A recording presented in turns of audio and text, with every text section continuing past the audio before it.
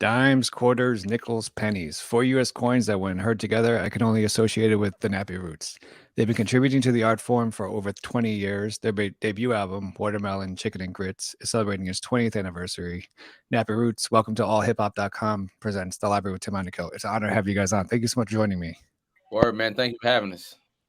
Thank you. Thank you for having us, man, for sure. So I want to go back to 95. I know the debut album came out 2002. But we have, you do research on you guys, and Years Active begins 1995. So if you can, I know it's a lot, but can you kind of talk about your hip hop journey up until you guys debuted to the world in 2002? Man, 1995. Oh shit. All right, so 1995, I would go back to me and Clutch walking to class, listening to the Goody Mob album, Soul Food, and him coming up with the idea of starting a rap group. He's like, man, we should start a rap group, man. We can do this.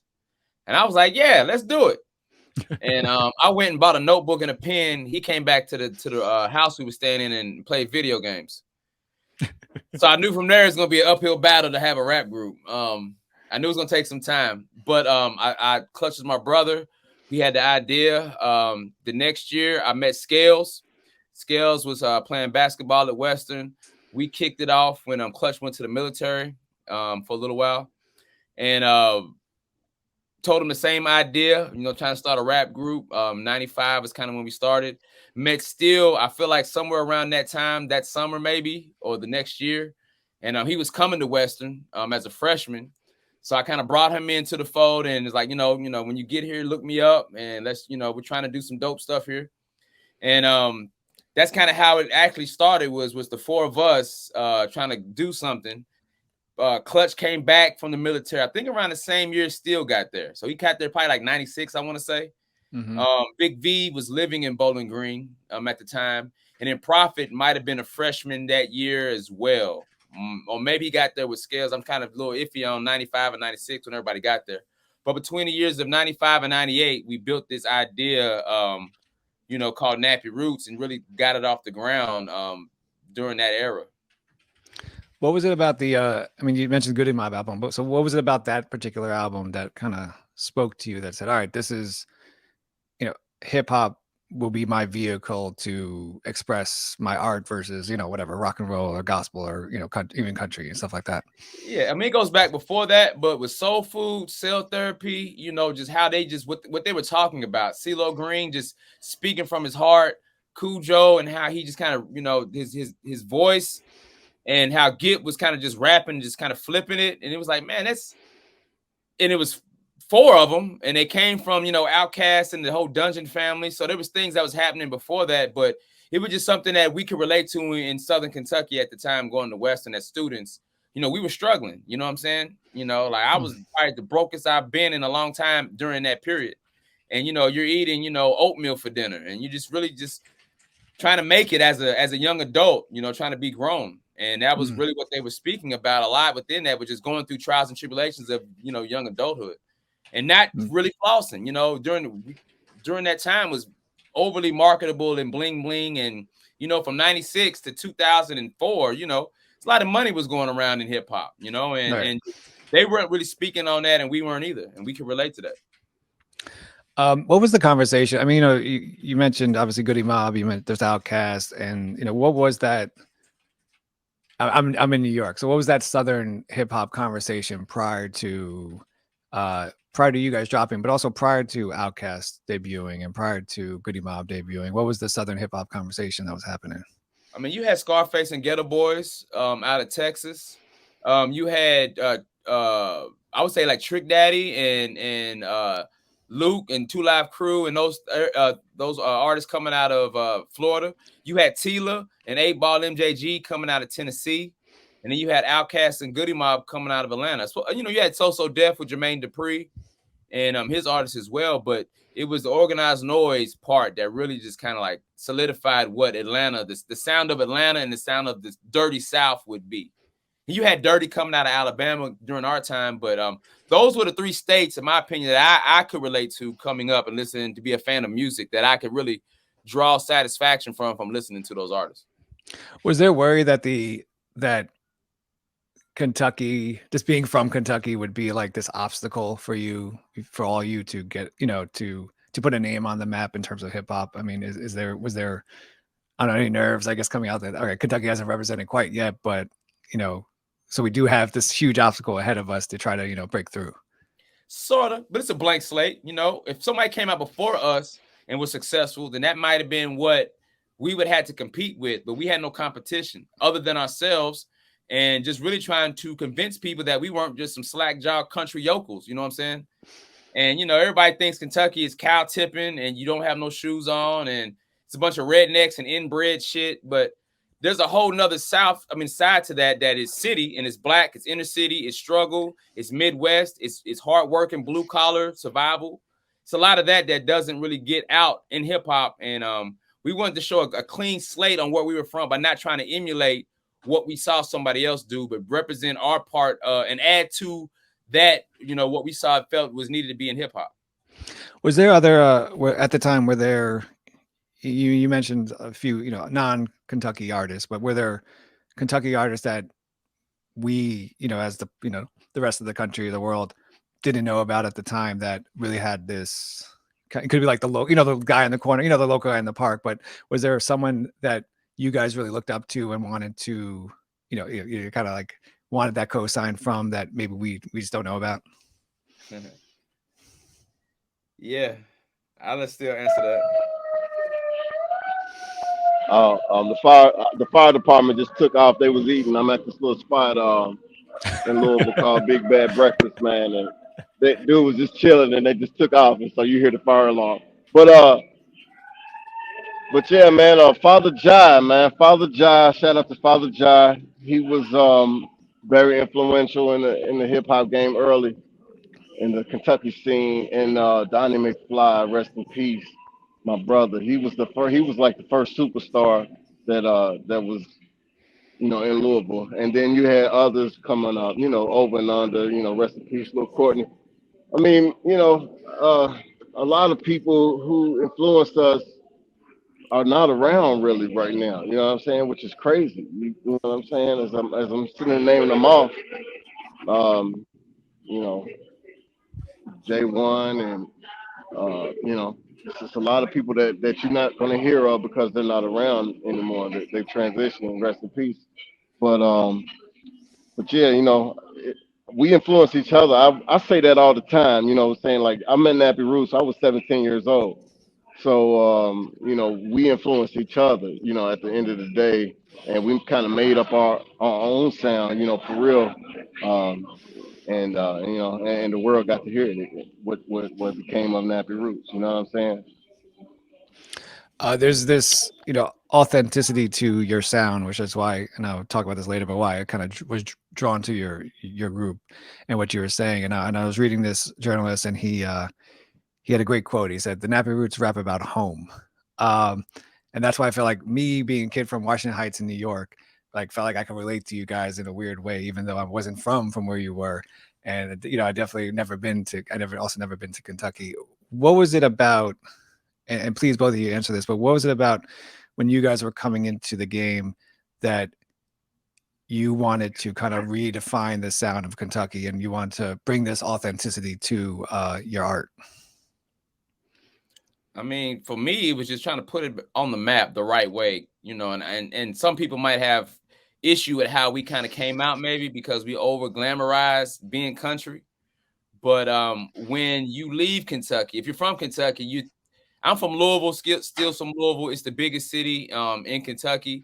So, for that, we think we're a big city. But when you leave Kentucky, you realize how you're not as big as you think you are. And it humbles you to see how other cities and other people are living their lives. But when we travel, we realize that a lot of the things that people were doing was the same things that we were doing. And so in a sense, the whole damn world is country. And that's kind of what we came with on the second album. When we traveled, it's like everybody does the same thing. Everyone cares about where they're from. They want to represent their hood, and everyone wants to make sure their mom is straight. Everyone wants to make sure they have a meal, and the kids are growing up right. Everyone wants to show respect. But respect is given and earned in different ways in different places. But we always came with a level of respect and integrity. And coming from Kentucky, you know, we come from a place where Muhammad Ali came from, Louisville, Kentucky, man. And he is a big definition of who we are as Louisvillians. Is we look up to that guy, you know, the greatest boxer, you know, and what he stood for and his morals and those things that he instilled in the pride that we have of where we're from is, you know, we kind of look up to that. And so that was our kind of our beacon of this is what we got to do. And, you know, for me as Skinny DeVille, you know, you like, if I ever get a chance to get on, this is what I'm going to do. You know, and as Nappy Roots, we talked about those things and we all just kind of saw eye to eye early on when we established a group that this is what we're going to talk about. This is what we're going to be about. We're going to keep it nappy down to our roots. You know, we're not going to be changed by fads or gimmicks or try to do what everybody else is doing to get on. We're going to maintain who we are and look ourselves in the mirror when we wake up in the morning, and we're going to go for it. And I think that was what, at that time, that was what was missing in hip hop. A lot of people saying keep it real, and, you know, they weren't really doing that. And we were fans and students on the outside looking in and listening to all the coasts from the east to the west to the south, you know, even up north. We were listening to everybody, and we would go and look and do our research and realize some of these people weren't keeping it real, you know, and we weren't going to use that lightly. We're going to call it keep it nappy, and we're going to do us. And that was the one thing we really wanted to be out there more than anything is, yeah, I might have $20, or I might have 2 nickels. You know, I might eat Burger King. I might eat, rallies. You know what I'm saying? And we don't have to have filet mignon. And we don't need a Bentley on spinners, you know, or whatever it was at the time. We don't need, you know, a bunch of ice to be who we are. And because in Bowling Green, where we went to school at, none of that was there. Right. So we always felt as young adults that if we weren't doing what we said we were, people were going to look at us different and discredit us by not keeping it real. And so we had to talk about what we only knew, and that's all it was. And that's kind of what we did, was just talk about what we knew and saw during that time while we were in college in Bowling Green, Kentucky. Turning to the debut album, Watermelon, Chicken, and Grits, can you just briefly talk about the significance of that title, and especially you guys, you probably had many titles to think of, but why did you guys settle on that as your debut album title? Man, shout out to Groove Chambers. I think you know, he was really the most influential piece in that missing piece, the missing link that we needed, you know, for our success. So you know, what I'm saying, he doesn't get enough credit for what he did for Nappy Roots. But you know, he kind of brought that sound, and I think he actually had a song that we were supposed to do called Watermelon, Chicken, and Grits, and the song, we didn't do the song. You know, I guess we did do the song, but y'all ain't hear it, so obviously it wasn't that good. But we did name the album Watermelon, Chicken, and Grits. You know what I mean? Because the title had more ring to it than the song did. You get what I'm saying? So. But yeah, man, and then it started becoming like a form because you know, we had a lot of like a variety on that album, man. So you know, we had a lot of soulful tracks that gave you that you know, what we call the chicken, the meat of the album. You know what I'm saying? You know, and then we had, you know, the fun tracks. You know what I'm saying? That was the watermelon, that was the fruit. You know what I'm saying? And then the grits, you know, that was the things that's gonna stick to you, man. Those was like the hard tracks, like the slums, the balling on a budget, you know, the all in all, the things that people still say to this day, you know, off of that album. So, um, you know, I just think that just kind of became us and who we were representing Kentucky, the country boys, and you know, we like to eat good too. You know what I'm saying? So it's something that the world can relate to. You know, I say this because everybody be like, you know, chicken is, you know, we don't like to eat chicken in public around, you know what I'm saying, other folks, feel me, because how, you know what I mean? But everybody eats chicken, man, you know what I'm saying? So enjoy yourself, and watermelon. And if you don't, and everybody eats grits, it just depends on how you eat your grits. Some put salt and pepper. Like me, I like them savory. And I think Skinny like his with some sugar and butter, man, which Butter, you know, baby. I don't know. A little cheese on it, I'm out there. Uh, the album went multi-platinum, and I can't imagine. I mean, you guys, you know, you get that news that your debut album goes multi-platinum. I mean, I have to imagine that's such obviously cause for celebration. But you know, there's always the gift and the curse right behind that. Can you talk about the gift of going multi-platinum, but then also the curse behind, going multi-platinum? Shit. Well, truthfully, it probably did selling over 1 million, but we stopped counting like 1.2 million or something like that. I don't know about the multi part. I can't sit there and say, yeah, we went multi-platinum, and everybody goes back and facts check me and call me a liar, as I just said I was keeping it nappy the whole interview. But needless to say, coming out during that time in 2002 and selling that many records when they said records weren't selling anymore. Keep in mind that we came out post Napster. Napster decimated the game and how music was sold and everything, changed the whole music industry, how they operated. But we also came out before iTunes and streaming. So there was this big gray area of almost 4, 5, 6, 7 years before they figured out how to get music onto an iPod. And I remember getting my first iPod from Atlantic Records for my birthday, and it was a big brick. But that was when they transferred over to actually you can put it into your pocket and listen to music. So we was right in the middle of everything being figured out, and we still was able to sell 1 million records. And so to go gold in less than 5 weeks and to be platinum, in less than, 90 days, in a sense, knowing you worked for 4 years by being on the shelf on Atlantic. We got signed in 1998. We put an album out that didn't come out. We had to start all the way over with no money, driving down to Atlanta almost every weekend we could while we're still in school to make an album.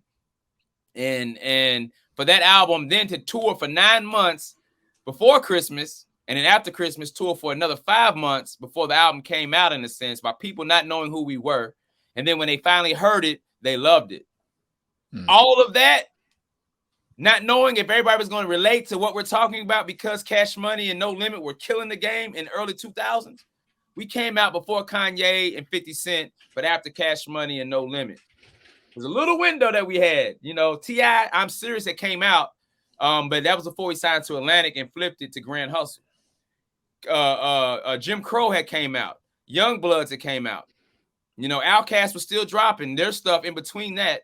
And we were able to come out of nowhere, right between what was it? PD Pablo, Take Your Shirt Off, North Carolina, and Bubba Sparks. Oh yeah. We came out in that little era when Nelly was killing it with Country Grammar. So if it wasn't for Nelly talking about Country Grammar, Bubba Sparks, and then PD Pablo, it'd been very hard for us to have the success we had, because all of that happened at the same time from places that you didn't even know were coming out with music. So it was very productive for us to be who we were, but it's very we don't know if this is going to catch or not. We was trying something different and new, but it was something that we believed in and felt strongly about, that if people heard this shit, they're going to love it. And so if you ask me, is exactly how you thought it was going to happen, I would say yes. Hell yeah. It happened exactly how we wanted to happen, because we put the work in and we paid attention to our lyrics, our beats, our hooks. We timed it out right. We took the time to meet everybody in every city and shake hands and kiss babies back then when you had to do those things. And now people are living through their social media platforms, their followers and likes. But we had to do that shit when you had to actually have someone really, really like you. Right. You know what I'm saying? And I think that's what made us who we were back then, to have the success that we're having now, because that was 2002. And 20 years later, we're still able to still call ourselves brothers as Nappy Roots, but still have to have conversations with you, Tim, who might give a damn about what happened in 2002, because we put the time in back then and we knew we weren't making microwave rap. So everything we thought we were shooting for, we got what we was, hoping for. It's funny. I mean, as you talk, I mean, the opening track, the opening music track, not the opening track, but the opening music track, Hustler, is playing in my mind, because this is exactly what you're talking about. And I think I gravitated to, dimes, quarter, nickel, penny, because I think at the time I was trying to rap to it, and I was apparently totally off of what you guys are saying in my brain, but that doesn't matter, because the real lyrics are obviously a lot better than what I could actually say. But Hustler being the opening track of the album is an incredible track, but it's also, I feel it works. It works in terms of what should opening track to an album be. Can you just kind of talk about that? Talk about, okay, out of all the tracks you guys could have picked, why Hustler being that this is the track where, you have singles obviously and stuff like that, but why Hustler being the track that's representing to the world? That was actually the first song that we did with Groove Chambers. And that allowed us to have the success that we have now. Was when we met Groove Chambers, that was the first song we did. And that was the song that got Atlantic Records to say, okay, these guys might have something that we need to pay attention to. Let's give them a little bit more money to have a budget. Let's see where this goes. But before that, we were on the shelf, man. We didn't have nothing going on between the last album and Hustler. Like, Hustler was really about sacrifice. I quit my job. I had came down to Atlanta, slept on Scales. Scales was sleeping on a couch on his cousin's house. I was sleeping on the floor under the dining room table to stay out the way when we came up with Hustler. And we made that record like dire straits, man. We didn't know what the next opportunity was, where it was headed. We just know we had to come from the heart and make a record that was Atlantic Records was going to pay attention to without selling our soul to do it. And we did that one. I remember calling. We did Hustler and Set It Out. And Mike Karen was like, "Yo, you guys, you did it. I'm book you guys some studio time. Get the guys down there and let's see what happens." I called Steel, get down here. Steel and Profit came from Bowling Green. They came down. I think Big V came down, and me and Scales were already down here. And we came to Patchwork Studios, and we figured it out, man. And Josh Butler was the engineer. Groove Chambers was in the studio, sitting humbly in the room until his time was ready, and he hopped in there. He came after DJ. We was listening to DJ Toon beats for about an hour, and we couldn't find nothing without sounding like somebody else. And Groove was right there, like, "Come on, man, let's do it. What you got?" And he pulled that beat up, and so it was poetic justice that was the first song that we put on the album, because that was the first song that defined us as the new direction of where Nappy Roots was going. And like, we had to make that the first song that you heard, because that was the first song we did with Groove Chambers. Within that track, there's a brief mention of like the rich, the upper class, right? When the lyrics are, "Now peep the other side over there, this those stills, rich guy," and so, but it's very brief, the mention of this other side. Right. What was the? I think it's clever, but also what was the purpose of doing that? I mean, is that kind of what you guys were striving for, or is it kind of this false sense of what people are trying to strive for, but it's kind of a false thing to strive for? Well, it's not like we were anti-rich or anti-successful. It's just that we weren't. I can't tell you how being rich is or how being successful is. We were college students. If I had been working a 40-hour-a-week job for 10 years and had the money I accumulated from my education, I could speak on that, but then I wouldn't be rapping. I would be working a real job and in real life. So I can't speak on the things I haven't obtained yet, but that we were shooting for that by going to school. But we wanted to show people that, like, self-esteem is big, man. Suicide is big. Some people they're teetering on happiness and being miserable by what they see on TV or what they see now on social media. And at the time, it was just what we saw in music and in videos. If you're unhappy because you're trying to be like somebody else and live up to their standards, the Joneses, you're going to be a miserable motherfucker, man. But you can be happy with just, I woke up today. I got food on the table. My kid is healthy. I have purpose in life. I can be happy with that. And that's what we were trying to show people even back then, that it's okay to be you. And so we mentioned these things about, you got to drop diamonds in there a little bit to get people to pay attention. You got to cuss a little bit for them to listen to you. If we talked about, oh, God is good and thank God for everything, they probably call us, a Christian group. Right. We were all raised in the Southern church, but that's not what we're about. And people like to call us, oh, y'all this positive group. It's like, not really. Like, we'll rob you too. Like, let it get hard. And some of these motherfuckers got out of jail. We just don't talk about this shit. You know what I'm saying? We've all had our run-ins with the law. It's just that's not what we try to focus on. We all have parents. We all were raised with fathers and mothers in the family. So, we got little brothers and sisters that look up to us. And so we felt like we all have responsibilities to teach one without ending up in the same traps that we all end up in as African Americans by trying to chase a dollar and a dream. And it's very easy for us to fall victim to what they want us to. They want us to shoot each other. They want us to disrespect our women. They want us to take our money and blow it. They want to do all those things, and they allow those things in music to happen, so we keep ourselves down like that. But they don't talk about the dead presidents in the music industry. You don't hear Talib Kweli and Mos Def get all the shine as they should by not talking about those things, you know. And Nappy Roots is kind of in that same boat. Like, we don't want to do the things that keep our culture and race down. We want to uplift it, and it ain't always bad just because you don't have money. It's just you got to work harder. Were you guys? I mean, speaking of, were you guys put in that category of, not in terms of obviously talented? You guys are in that category with Talib Kweli and Mos Def, you know, but like, were you guys put in that category in the sense that, these guys are, you know, positive MCs, and we can't, and there's I've always thought there's been always a push back to allow more positive MCs to be, you know, played on the radio or played at the time, you know.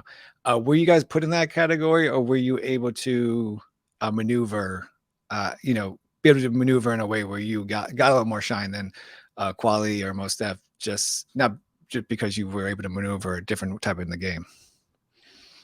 Shit, I don't know. I didn't put myself in any box. You know what I'm saying? Country boys on the rise from Kentucky, college students. We got put in that box a lot. You know, country boys, good old country college students. You know, backpack rap. I don't know if we got into that for real. Like, I think backpack was more considered East Coast, but there were some Southern artists still kind of doing that lyrical style. We just want to bring lyrics with good hooks over dope ass, you know, beats. And whatever category the listeners put us into, that's just kind of on y'all. Like, we try not to put ourselves in anything. It was 6 of us, you know, like, right. They try to make me sound like Outkast. It's like, how does 6 people sound like Outkast? You know, I might have a monotone flow and might have a little bit of, you know, that, but shit, Big V sound like Scarface. You know, Prophet sound like, you don't know who the hell he sound like. And there was a cowboy in the group, and there was a guy with dreads, and you're like, so it's like the Village People. Like, we got caught all kind of shit. But I like to think of ourselves like a Southern Wu-Tang, mixed with a little bit of a Cash Money, No Limit mentality. We were just trying to be nimble as a super group, but still be able to do our individual solos and duos and things that we're doing now. But it just didn't really click back then. So, you know, to say we had lyrics, I'll take that. But to put us in a box other than that, shit, you tell me, man. We're drawing circles over here. Right. I'll ask you about the track "All Now," because it's obviously it really made an impression, I think, very much on the East Coast, and definitely amongst me and my friends who, you know, when you say like, "Hey, you're going to that thing," you'd be like, "Oh no, hell no," you know. So talk about the name of the track. Can you talk about that? But also how did you guys come up with this kind of track, and what was the purpose for it? Purpose was, again, like, we're trying to get out. We're trying to get off the shelf. We're trying to give things that maybe would appease the marketing department on the 20th floor of a building in New York City. You know, like, we're from the South. We're trying to get out. We were shelved for, you know, 98 to 2002. We were on the shelf, not knowing what was going to happen with our career. You know what I'm saying? I was graduating that summer. You know, it's either me get a real job or me pursue this record deal that I've been signed to for 3 years. And so, again, down in Atlanta, the whole group is down there in Groove Chambers' apartment. Groove is going through beats on his, I forgot what machine he had, but he had like a bunch of, Groove was a gearhead. He had all kind of crazy equipment in his little apartment. And this was in his bedroom. His whole bedroom was a studio with a futon. And it was more studio than bedroom. So we're all sitting on this futon in his room. He's going through beats. He's playing one beat. He goes to this, and he goes to another one. And Big B was like, wait, go back. And that was all he had. He's like, yeah, that one. And so he, we go back, he starts working on it. And Scale's like, man, I hear, you know, no, Big B says, I hear, oh no, hell no. And Scale's like, man, I hear y'all done up and done it. And then Groove was like, you know, country boys on the rise, something on the side. You know, it's like, so it's a 3-part hook going on. And, you know, it's like, you know, we don't, as Nappy Roots, we always hear someone out with their idea, and we'll try to put 2 ideas together because it's 6 of us. And it's not one person that's, you know, leads the ship. I might do a lot of the talking, but I listen to everybody. And shit, sometimes I don't have nothing for the song, and 2 other guys come up with it, and that's what the whole luxury of a group is, because you have multiple people help you carry this log up a hill. And so during that time, we were very constructive and working with each other a lot. And, you know, if that's what you heard, that's what you heard. And so that's what they did. It felt really good when we did it. We didn't doubt it, you know, and then everyone's like, you know what, let's just split it up. No one needs to fucking, you know, try to kill the song and make a whole 16-bar verse. You know, that's what Scales like, you know, my first song was, you know, 38 bars and no hook. He could have rapped that whole song by itself if he wanted to. But, you know, because of the structure and everything, how it was going, we were splitting up 12s or 3/16s. That's kind of how we did it. If it's 3/16s, it's 6 of us, 2 guys spit 8s a piece per verse, and everybody gets on the song. If you're bullshitting, I'm going to write a 16, he'll write a 16, and someone else will write a 16 and lock it up. And so, you know, back then it was fun to lock up a song with 3 people because it was always 6. It's always competitive. So if I can write the dopest shit, I'm going to write it and I'm going to lock it up. Almost like no dominoes in a sense. But on that song, we was like, you know, we're going to work together to make a song so we all can kind of get on, because if we get on, shit, we need to shine. Unfortunately, only 4 of us got on that record. And the last verse, everyone got on it, but the song was just way too long. And so we had to make a hard decision. We had to take one of the verses off, which is 2 of the members, and shorten it up to make it really quick and just get in and get out. We didn't want no 6-minute song. And you know, we sent to Atlantic Records and they said, yo, you motherfuckers got it. You guys, this needs to be the first single. Like, it feels good, it's great during that time. It was needed, and we didn't know what the hell we were doing. We were just trying to get off the shelf. So whatever we had to do to get off the shelf, whatever, man. You like it, take it, let's go, man. When are we coming out? You know, and that's kind of how we just took it at that time.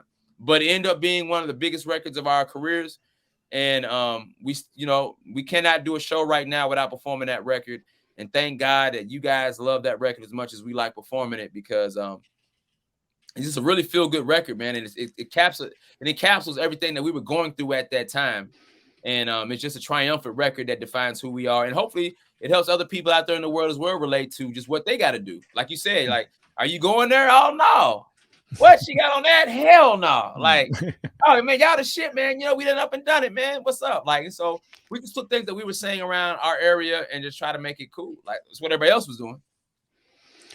You know, Watermelon Chicken and Grits, 20 years old. Looking back, is there something that you would have changed about the recording process, or maybe even about a track you wrote, or, you know, just anything that you, or you know, is there anything that you would have wanted to change about it? Man, probably how much money I spent during that time. That'd be the only thing I was changed. I would probably, and I did everything right, man. I put money in land, I put money in the health insurance and life insurance. I did it all right, man. But I wouldn't change anything during that time, man. That era made me who I am today, and it made us who we are. And I thank everybody that was involved in that whole journey, man. You know, Ronnie Johnson, may he rest in peace. Atlantic Records, he believed in us to keep putting money behind us, to keep staying out on the road, man. And during that time, like, you know, before that, like I said, we were shelved for 4 years, and they didn't believe in us. You know, they didn't know how to market us. And we did everything true to who we were at that time without trying to be somebody else. And that's what got us successful. So I wouldn't change anything during that time of my life. Is there even the money I blew, I wouldn't change it, because I wouldn't be here right now if I did some of the things I did. Is there a lyric that you wrote that kind of, you know, you look back and you're impressed and be like, oh shit, I'm good? From that album, or just in general? From that album, but no, also, I mean, if there's other tracks that are not on that album that you kind of, you know, you rightfully impress yourself with, you know, definitely. This shit, man. There's some of this new shit I just made over the last 2 weeks. I'm like, damn, I still got it. That's what's up. Back then in college, man, I was writing every day in class. Whatever the professor said, I would take that word and try to write a bunch of words that rhyme with it. And just, you know, I was getting all kind of, you know, influences from the school and just how we were living. And I came with a lot of dope shit in my own opinion back then. The Kentucky Mud verse, I liked. The 140 verse, I liked. The Hustler verse, I liked. I was mopping the floor at our brewery, listening to Ballin' on the Budget. And I was like, damn. We was on some shit back then that no one else was really talking about. And that's what I think what makes us who we are, is we were speaking from the heart and using words, even with how sometimes Scales raps.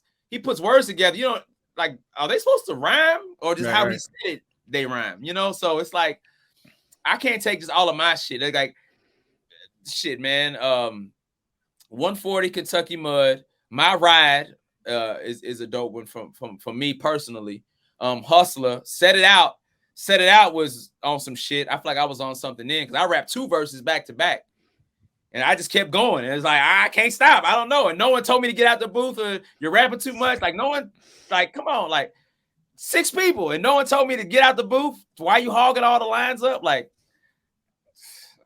I surprise myself sometimes. And sometimes I look out and listen to my music. I'm like, damn, Skinny DeVille and William Hughes and Son. There's a middle guy named Son. That's my what my mama calls me. But William Hughes is what my mama named me.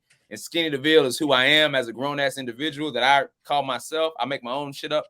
But those 3 people inside of me, I get beside myself when Skinny DeVille comes out. And it surprises Son and William Hughes because it's 3 different people. Like, William Hughes couldn't think of no shit that Skinny DeVille does.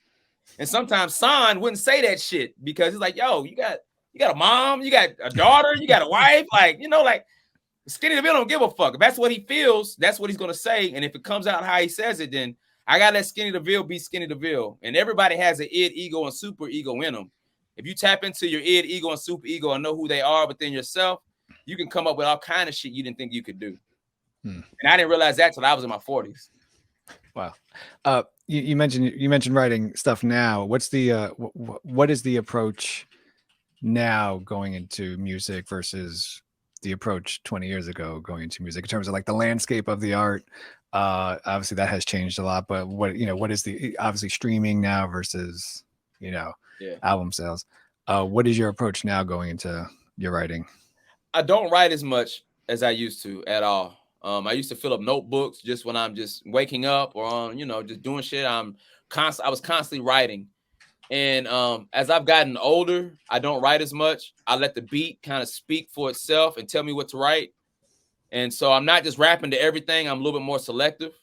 But beer, a couple doobies, and give me about an hour, man. And if I'm feeling the beat, I can come up with something.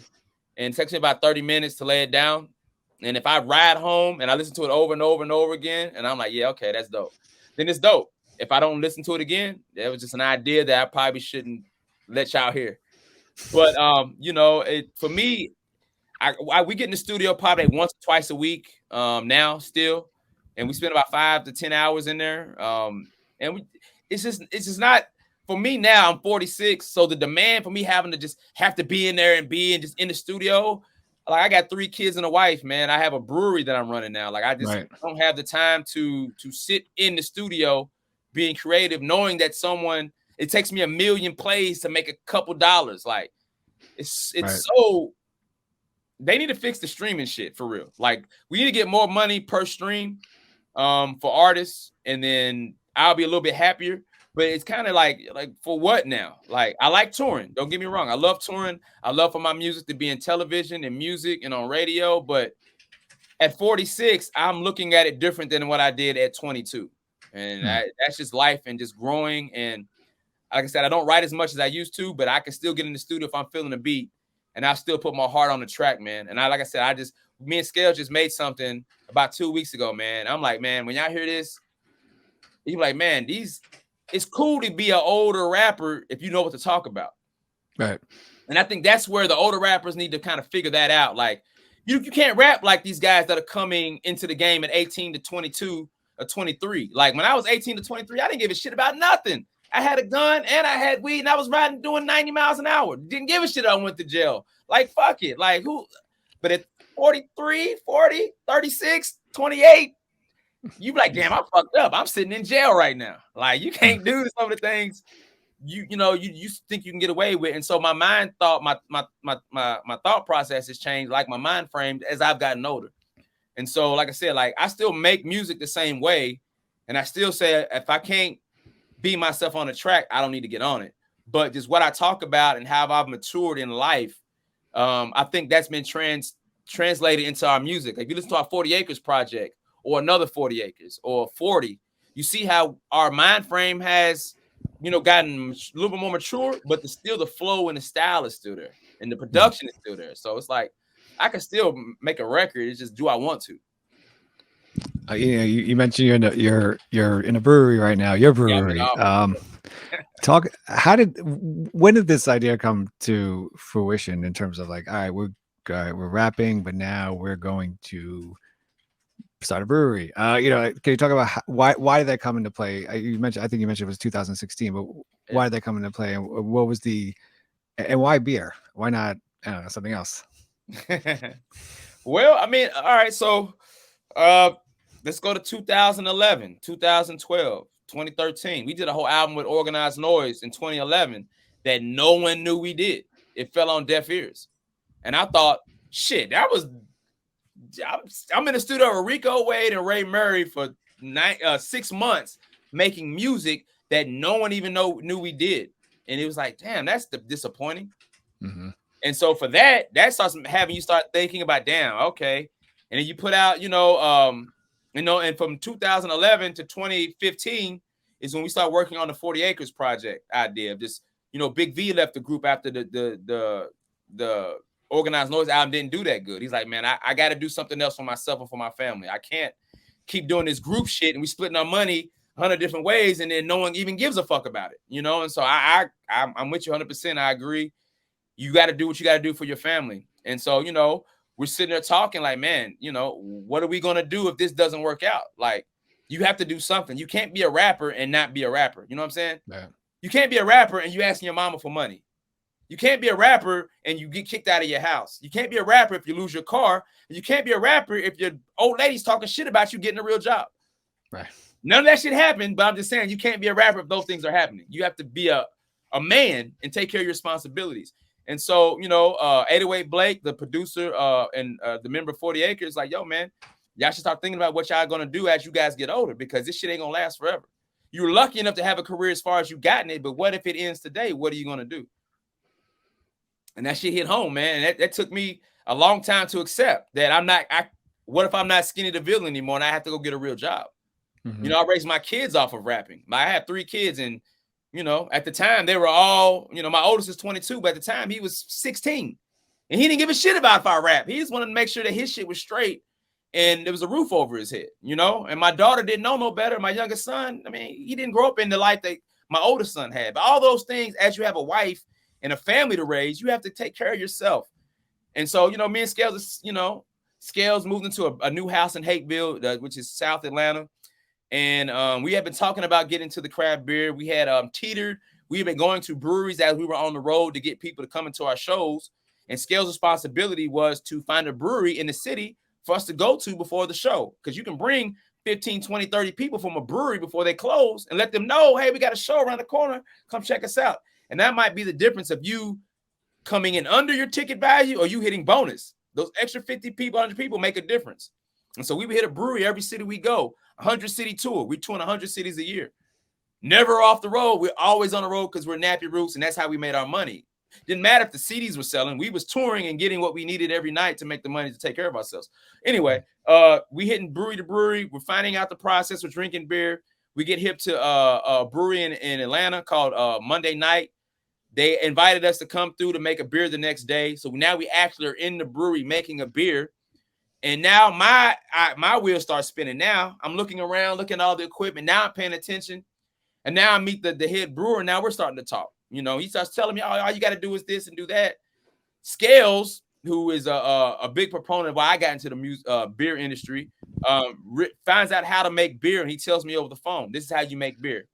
You get hot water, you mix it with grains, let it sit in there for 60 minutes, take it from there.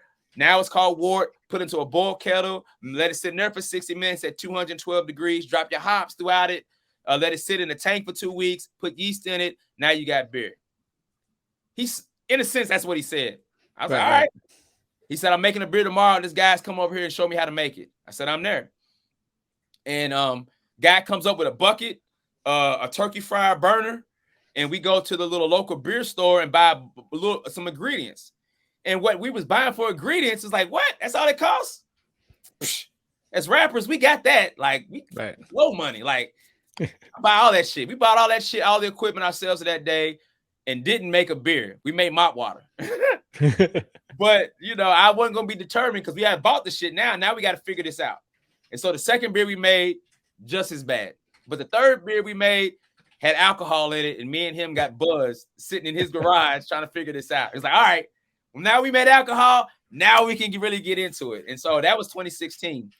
And we just kept asking questions to every brewery we went to. It's still on the road. When we weren't on the road, we was in his garage trying to figure this shit out, man.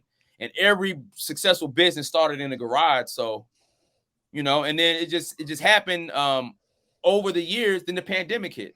And it's like, well, shit. Now we can't tour. What are we going to do now? And so we just took that time during the pandemic to really hone in and really just dial in what we were really doing and being passionate about our hobby. And then opportunity came up for us to have this space we have now. And they were looking for a black brewery in here. And we were the closest ones to possibly pulling it off at that time. And, you know, that was 2020. I'm sorry. We got the keys September 7th, 2020. And here we are now. So what was the first beer that was successful for you? The first one? The first one that you're actually, that you're able to sell now. Oh. All right. So we're shit, man. We got about 10 beers now that are on tap at our brewery. We started off with 4 in beginning of February. Now we have 10. But our first beer that we made in the garage was a pale ale called Mile High. That was really, really, really good. That we was going to submit to Delta. They was doing a program they was doing with beverage diversity and beverage, and we was like, okay, we can make a beer for Delta, and if they get it, we're in the game, you know. And the pandemic happened, they never called us back, but the beer was good. And so it's like, you know what, let's take this beer and start off, and we'll do this here when we first, you know, we get our license, get the ability to do it, we'll make that again. And so we made it. Everybody loves it. It's our flagship beer. We have a Hefeweizen that's also good. We have a stout that's amazingly awesome called Atlantucky Mud. And we're just having fun, man. We're just really bringing craft beer to hip hop because we feel like not a lot of people in hip hop know how to make beer, for one. There's a lot of artists that are putting their name on beer, but to actually make it gets the respect of the brewery and the brewer. And when you start asking the brewer questions about ABV and IBUs and you know, clarity, the brewers look up like, how do you know about that? You know, and they start talking to you, and you know, now you have an honest conversation, and it means more. And to the people that consume the beer, it means more if you actually know what you're talking about as well. Just like rap. If I came out here, like I said, when we started, and start talking about a bunch of shit I never did and never knew about, you guys will see right through it and never play our song again. But if we're genuine and we really mean it and we put our heart and soul in it, you might listen to us again. And music and beer are eerily similar. How you sell a CD is how you sell a can in the store. You just don't sell CDs in stores no more. But how you sell a CD is how you sell a can. It's eye level, it's distribution, it's a good product, it's artwork, and it's consumer word of mouth. If everybody drinks your beer and talk about it, other people come in and buy it. And you selling that beer for $5, you can't sell a single for $5. You sell it for 99 cents. And you can't illegally download a beer. All of that was like, oh shit, we can do this. Like, all we gotta do is create a brand, make sure it's good, have a name behind it, and people might like it. And so for us, it was a no-brainer because not a lot of people are doing it in hip-hop. So to be the first one to do it, or one of the first, you're the tip of the spear versus the feathers of the arrow. And that's a better position to be in. Are a lot of artists, are there artists like reaching out to you guys in terms of the learning more about the business aspect of not music, but actually business aspect of beer or other ways of, you know, like you said, you can't do, you know, you're not going to be 70 rapping. That'd be tough to do. But you can be 50 and make beer though. But you'd be 50 and make beer. Exactly. I mean, do you find that more artists are reaching out or trying to have obviously a backup plan or something more consistent in terms of what music would be? Not to me, they're not. I'm trying to talk to all the artists that I know and tell them like, yo, have a plan B, man, because you're going to get old. And Snoop Dogg, he's exception to the rule. Jay-Z, exception to the rule. Nas, exception to the rule. There's a lot of artists that are doing it that are older, and they're exceptions to the rules. But everybody is not lucky enough to get old. You're lucky enough if you can get old in music. A lot of artists don't make it after the first single, you know? So it's you know, you got to do something, man, because again, you're going to look up and you're going to be in your 40s. You don't want to look up and be in your 50s and then try to figure it out that you did nothing and you just try to be a rapper for 30 years. You do not want to do that, man. It's very disappointing. And again, I had to figure this shit out when I turned 40. I'm 46 now, and I say find something else to do that you're passionate about because you will get old, Lord willing, and you need to have something to fall back on. And so for this, I can't teach my kids how to rap. You know what I'm saying? I can't. And I did it to show my kids I had platinum plaques. I just want to do it just to show my kids I was successful. My platinum plaques are in my bedroom, and none of my kids give a shit about them. None of them. None of them. They would eat up that plate and throw it, you know, off that gold. I got 4 gold plaques and 1 platinum, and none of them care about none of that shit. And so I did it for the wrong reasons, sort of. I did it for me, but I did it for them. But now I'm doing this so they can have something that they can actually be a part of. Like my daughter might get into accounting and help run the brewery. My son might be a head brewer. He's 12 and wants to drink beer now. Got my eye on him. Like, you might be the one. You know, my oldest, he does coding, but he might, you know, design my webpage, you know, so they can be more part of what I'm doing now. And they see that I get up every day and I hustle. But when I was as an artist, they just see me get up and go, and I was gone for 3 months. So I'm able to be at home now a little bit more. I'm still able to be passionate about something. I'm still able to walk up the street and record. We still do shows, but now I have ability now to grow old and be happy and not worried about growing old and no one giving a shit about what I do. Right. It's a much better feeling to have a passion about something. And just if all you want to do is be a rapper, man, I mean, once you get there, and then what, you know? And that's kind of what we got to a long time ago. Like I did everything I wanted to do as an artist. I toured with Jay-Z. You know, I toured with Alicia Keys, was on the road with 311 and Dave Matthews. You know, we Grammy nominated, went to the Grammys, went to the Soul Train Awards, went to the MTV Awards. Like I did all of that, you know, toured the world extensively, toured in Iraq for the soldiers, went to Baghdad for the soldiers, went to Kuwait, went to Qatar, like did all those things that, you know, I didn't think I could do. But if I went back and told myself in the past that you're going to have a brewery at 46, I would have never believed it, you know? So you got to keep an open mind. You got to think about other things, keep your mind open to opportunities that are there and not just be one track minded as just, I'm going to be an artist and that's it. Like, what if it doesn't work? You know, you have to think like that or you're going to find yourself disappointed. And that's life. You got to have a plan B in life anyway. He's Skinny DeVille of the Nappy Roots. Man, it's been an honor to talk to you on allhiphop.com presents the Library with Tim Heinekel. Thank you so much, man, for being here. Thank you, sir, man. Thank you for your time, man. I look forward to seeing this when it comes out. Cool. Thank you, man. Thank you. Be safe, man. Keep it nappy. You too, man. Thanks. Yes, sir.